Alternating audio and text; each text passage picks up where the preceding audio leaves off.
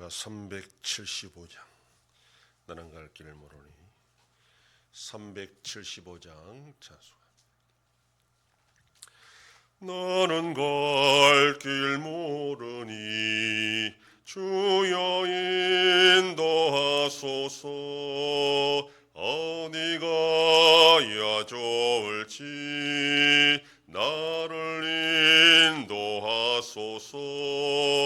어디 가야 좋을지 나를 인도하소서.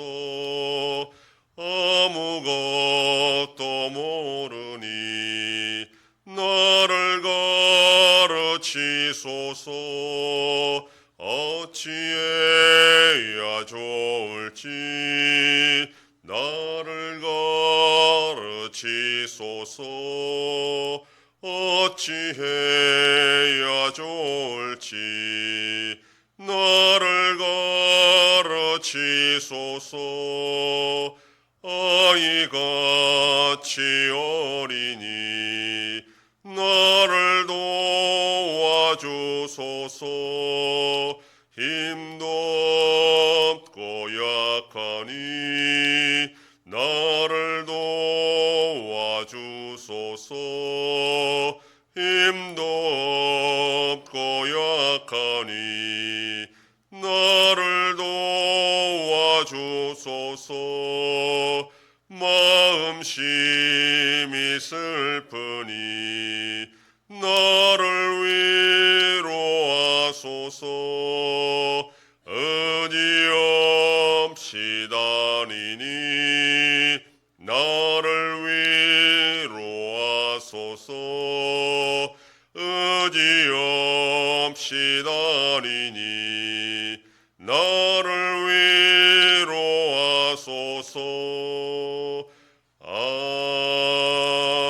아멘.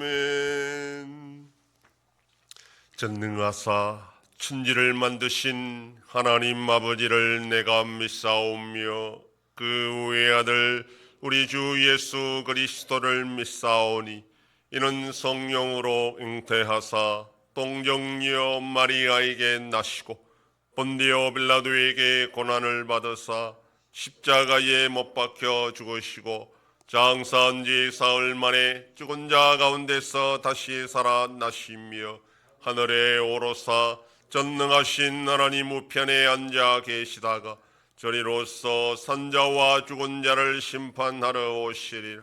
성령을 믿사오며 거룩한 공회와 성도가 서로 교통하는 것과 죄를 사하여 주시는 것과 몸이 다시 사는 것과 영원히 사는 것을 믿사옵나이다. 아멘. 하나님 말씀 신명기 9장 6절에서 8절까지의 말씀입니다.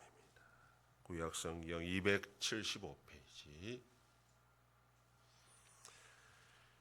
신명기 9장 6절에서 8절 말씀 다 같이 봉독합니다. 그러므로 네가 알 것은 네 하나님 여호와께서 네게 이 아름다운 땅을 기업으로 주신 것이 내 공의로 말미암음이 아니니라. 너는 목이 곧은 백성이니라.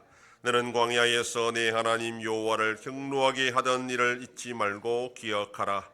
네가 이곳 땅에서 나오던 날부터 이곳에 이르기까지 늘 여호와를 기억하였으되 호렙산에서 너희가 여호와를 경노하게 하였으므로 여호와께서 진노하사 너희를 멸하려 하셨느니라. 아멘.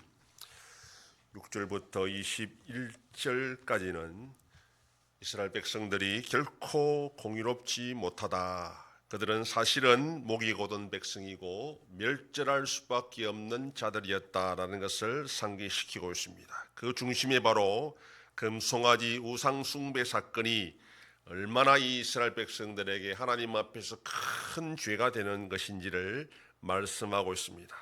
이스라엘 백성들은 광야 생활을 하면서 끊임없이 하나님을 경노하게 했다라고 그렇게 말하고 있습니다. 그 중에서도 가장 큰 사건이 바로 금송아지 우상 숭배 사건이었습니다. 이 사건으로 말미암아 하나님은 이스라엘 백성 전체를 진멸하려 하였다라는 것, 엄청난 사건이라는 것을 알 수가 있습니다. 모세는 자신이 40주야를 산에서 식음을 전폐하며 하나님으로부터 십계명을 받고 있었다라고 말합니다. 십계명은 하나님께서 직접 손으로 기록하신 것이고 산 위에 불 가운데 수신 말씀이라 합니다.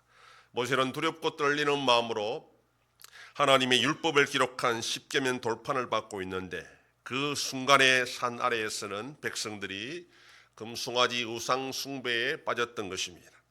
하나님은 모세에게 12절에 보면 네가 애굽에서 인도하여 낸 네 백성이라 그렇게 하시면서 이스라엘 백성들이 부패하여 우상 숭배에 빠졌으므로 그들을 다 진멸하고 모세 너를 통하여 새로운 백성을 만드시겠다 이렇게 말씀하십니다. 이것은 하나님의 진심이 아니라 모세를 시험하는 겁니다. 과연 모세가 이스라엘 백성들을 얼마나 위하고 있는지, 정말 모세가 이 이스라엘 백성들을 이끌고 약속의 땅으로 들어갈 수 있는지 그것을 확인하는 차원입니다. 모세로서는 자신이 아브라함과 같은 위치에 올라설 수 있는 기회가 될 수도 있었기 때문입니다. 그러나 모세는 이스라엘 백성들을 자신의 백성이라 생각하지 않았고 자신을 통하여 새로운 백성을 만들고 싶어 하지도 않았습니다. 모세는 이스라엘 백성들을 위해 하나님께 용서를 처절하게 구했던 것입니다.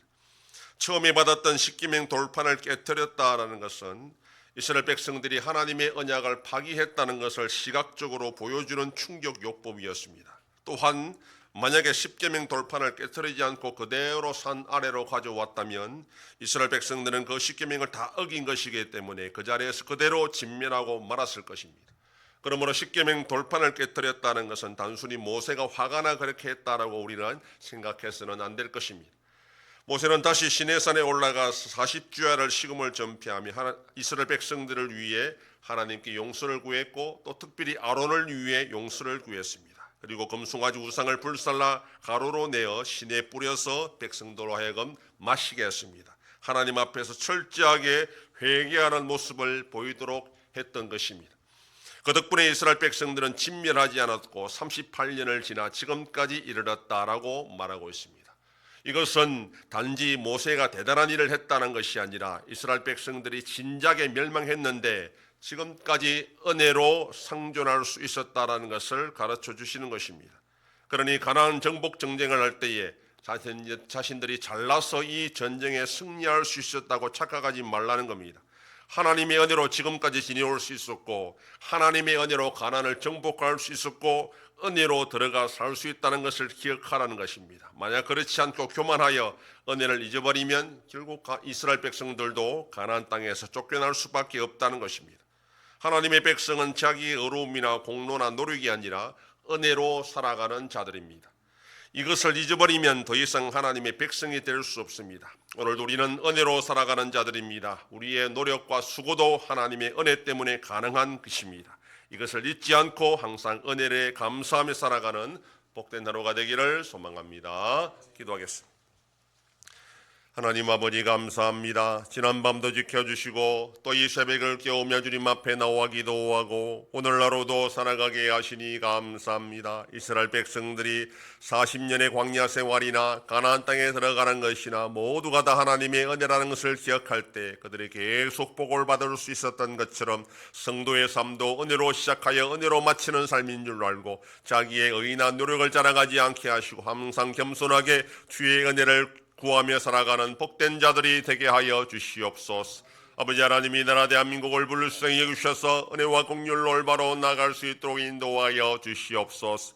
전쟁 속에 있는 나라들도 불쌍히 여겨주시고 속히 평화를 허락하여 주시옵소서. 우리 한송교회가 주님의 교회로 세워짐으로 하나님 아버지께 영광 돌리는 교회가 되게 하여 주시옵소서. 성도의 가정과 생업에 복을 주셔서 감사가 넘치는 가정이 되게 하여 주시옵소서.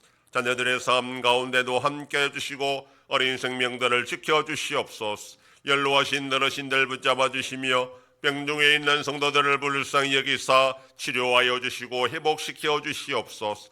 오늘도 거룩한 주일을 준비하는 손길들마다 우리 하나님 아버지께서 힘과 능력을 주셔서 기쁨으로 섬기는 복된 하루가 되게 하여 주시옵소서. 이 새벽에도 주님께 기도하는 종들을 기억하시고 간절히 구하고 빌 때마다 들으시고 속히 응답하여 주시옵소서. 감사드리며 예수님 이름으로 기도드립니다. 아멘. 하늘에 계신 우리 아버지여, 이름이 거룩히 여김을 받으시오며 나라의 임하옵시며 뜻이 하늘에서 이룬 것 같이 땅에서도 이루어지이다. 오늘날 우리에게 일용할 양식을 주옵시고 우리가 우리에게 죄 지은 자를 사하여 준 것 같이 우리 죄를 사하여 주옵시고 우리를 시험에 들게 하지 마옵시고 다만 악에서 구하옵소서. 대개 나라와 권세와 영광이 아버지께 영원히 있사옵나이다. 아멘.